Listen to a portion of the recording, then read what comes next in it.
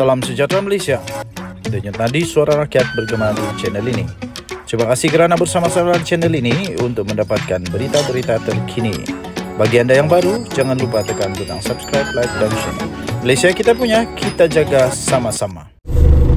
Salam sejahtera Malaysia. Denyut nadi suara rakyat bergema di channel ini. Tuan-tuan dan puan-puan yang dihormati sekalian, 4.5 juta sekarang seolah-olah kedengarannya dah jadi sedikit. Dan seolah-olah sekarang ini rakyat Malaysia sudah dihidangkan dengan jumlah-jumlah wang yang daripada ratusan juta, puluhan juta, kemudian ratusan juta, kemudian bilion. Akhirnya rakyat Malaysia seolah-olah dah biasa dengan perkataan ini. Saya ingat dulu ketika pertama kali saya dengar rasuah yang dikaitkan dengan bekas Perdana Menteri Datuk Seri Najib Tun Razak 2.6 bilion, saya rasa, oi banyaknya, banyak nih. Dan tak biasa dengan jumlah tu kan, jadi kita terkejut. Tapi rupanya sekarang nampaknya semakin hari semakin jumlah itu semakin besar. Terbaru ini 4.5 bilion. Dah makin rasa, ui, geng-geng ni kalau memang nak sakau duit 4 bilion tu pun dah sedikit. Wah, macam begitulah. Apa tidaknya ada berita terbaru yang baru diterima daripada Buletin TV3. Ramai orang yang kata ini tak sampai berita TV3. Ini sampai berita TV3 ya. Diambil daripada laman web TV3 sendiri. Kediaman Tan Sri diserbu oleh SPRM. Tan Sri diserbu oleh SPRM kerana kes perolehan yang bernilai 4.5 bilion ringgit Malaysia. Tahu tak tahu banyak mana 4.5 bilion ini? Sangat-sangat banyak. Malah ianya boleh diberikan kepada sebuah atau beberapa buah negeri untuk bajet tahunan.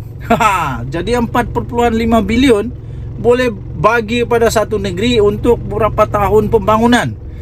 Tapi kalau ini betul kena sakau, wah, betapa ruginya rakyat Malaysia. Suruhanjaya Pencegahan Rasuah Malaysia SPRM telah disahkan telah menyerbu kediaman seorang ahli perniagaan bergelar Tan Sri bagi siasatan berhubung dakwaan rasuah, mendapatkan perolehan pembekalan dan mengurus flat kenderaan kerajaan Malaysia bernilai 4.5 bilion. Banyak tak banyak? Nanti kamu tengoklah berapa banyak 4.5 bilion ni boleh beli, boleh lakukan. Nak buat satu hospital tak sampai 1 bilion, paling-paling dalam 300 juta. Jadi 300 juta kalau buat dalam 4.5 bilion, kalaulah hospital itu 300 juta, boleh buat lebih daripada 13 hospital. Kalau sekolah lebih kurang 30 juta, mungkin sekolah rendah 30 juta, boleh buat berapa? Boleh buat ratus-ratus sekolah. Dengan 4.5 bilion. Banyak tak banyak? Begitulah banyak dia. Kalau buat jambatan, mungkin dalam 5 juta jambatan, berapa ribu jambatan boleh buat? Bayangkanlah betapa banyaknya 4.5 bilion ini. Turut diserbu 4 syarikat, termasuk salah satu daripadanya adalah syarikat pembekal kenderaan bagi mendapatkan dokumen-dokumen berkenaan. Menurut sumber, kehadiran pegawai SPRM di kediaman ahli perniagaan itu terletak di Ibu Negara itu dipercaya dilakukan pada 10 pagi. 3 lagi syarikat yang diserbu adalah entiti yang melaksanakan pelaburan yang membabitkan kewangan milik Tan Sri itu. Kehadiran SPRM di semua lokasi termasuk di kediaman milik Tan Sri berkenaan adalah bagi memperoleh dokumen berkaitan kewangan yang boleh membantu siasatan. Rakyat Malaysia jangan marah. Ini kerja SPRM. Sepatutnya kita bersyukur dengan kerja SPRM yang buat betul ni. Kita sokong, hapuskan rasuah ini. Dengan penjelasan yang saya buat tadi tu, sepatutnya rakyat Malaysia menyedari betapa teruknya rasuah ini.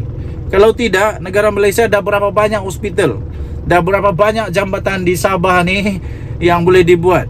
Berapa banyak sekolah yang boleh dibuat di pedalaman negeri Sabah, Sarawak. Berapa banyak? Tapi kerana adanya ketirisan, sakau-sakau ini, yang terjadi kesian sungguh. Sumber berkata dokumen itu diambil SPRM bagi penelitian lanjut dan melihat sama ada terdapat pelakuan rasuah dan perolehan kontrak dalam perolehan kontrak kerajaan. Jadi jangan dulu buat kesimpulan, belum ada keputusan sama ada atau tiada. Tapi ini memang tugas SPRM untuk menyiasat. Kalau ada, adalah. Tak ada, baguslah. Kalau ada, sedialah rasakan karma. Susulan siasatan yang dilakukan SPRM, dikatakan dilaporkan ada 100 akaun persendirian dan syarikat yang di bawah kawalannya diperoleh SPRM bagi semakan lanjut, namun tiada pembukuan akaun dibuat. Buletin TV3 masih berusaha untuk mendapatkan pengesahan SPRM berhubung perkembangan siasatan berkenaan. Ini dilaporkan dalam buletin TV3.my. Jadi siapakah Tan Sri itu? Ada laporan mengatakan Tan Sri itu adalah rakan kepada ahli perniagaan bilioner Daim Zainuddin. Walaupun begitu, belum ada pengesahan yang dapat diperolehi siapa sebenarnya beliau ini. Kita nantikan laporan demi laporan yang seterusnya. Siapa mereka? Kita korek bersama-sama. Yang pasti kebenaran perlu diketahui oleh rakyat. Bukannya untuk kita menghentam, tapi supaya rakyat tahu apa yang terjadi, supaya rakyat sadar bahawa kerajaan ini, kerajaan sekarang ini adalah kerajaan yang cuba berusaha untuk memperbaiki semula kerosakan yang telah terjadi di negara Malaysia. Jadi ramai orang yang cuba untuk menghentam, cuba untuk mengkritik, cuba untuk macam-macam lah cubaan untuk memburuk-burukkan kerajaan sekarang ini. Manakala bagi orang-orang yang memang mempunyai fikiran yang tidak terpengaruh dengan dakwah politik, tidak terpengaruh dengan penyelewengan fikiran melalui tunggangan-tunggangan yang tidak sewajarnya, dapat memikirkan dengan logik dan waras sewajarnya bahawa apa yang dilaksanakan oleh kerajaan ini, terutamanya Datuk Seri Anwar Ibrahim, Perdana Menteri Malaysia, adalah sesuatu yang sepatutnya dilakukan, dan bukan saja sepatutnya dilakukan, tapi telah dilakukan sejak lama dulu lagi. Cuma saja baru ada sekarang muncul seorang Perdana Menteri bernama Datuk Seri Anwar Ibrahim yang cukup berani mempertaruhkan segala-galanya, termasuklah akan dibenci oleh mereka yang takut. Mereka yang takut pecahnya tembelang, pecahnya topeng-topeng masing-masing, pecahnya rahsia-rahsia yang pernah dibuat. Jadi dia tidak takut. Syukur kepada Tuhan kerana sekarang kita ada Perdana Menteri yang cukup berani. Cukup berani, pandai menggunakan semua sumber yang ada, bukan menyalahgunakan seperti yang didakwa oleh beberapa pihak. Datuk Seri Anwar Ibrahim bukan menyalahgunakan, cuma dia menggunakan kuasa dengan baik. Kalau tengok kepada bidang kuasa dan tugas-tugas yang sepatutnya ada kepada seorang Perdana Menteri, salah satunya apa yang dilakukan oleh Datuk Seri Anwar sekarang. Tetapi untuk mengayakan, untuk memperkayakan diri sendiri, untuk saka, untuk ambil kesempatan, untuk seleweng, itu tidak ada. Denyut nadi suara rakyat bergema di channel ini. Jangan lupa tekan butang subscribe, like dan share. Malaysia kita punya, cintai Malaysia ku. Kita jaga kita. Bye bye.